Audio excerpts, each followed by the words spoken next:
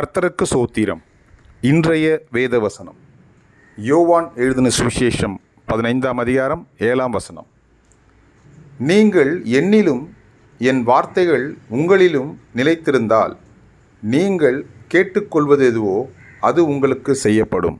ஆமென். யோவான் எழுதின சுவிசேஷம் 15ஆம் அதிகாரம் 7ஆம் வசனம். நீங்கள் என்னிலும் என் வார்த்தைகள் உங்களிலும் நிலைத்திருந்தால் நீங்கள் கேட்டுக்கொள்வது எதுவோ அது உங்களுக்கு செய்யப்படும். ஆமென். யோவான் 15:7. கர்த்தர் உங்களை ஆசீர்வதிப்பாராக, உங்களோடு கூட இருப்பாராக. ஆமென்.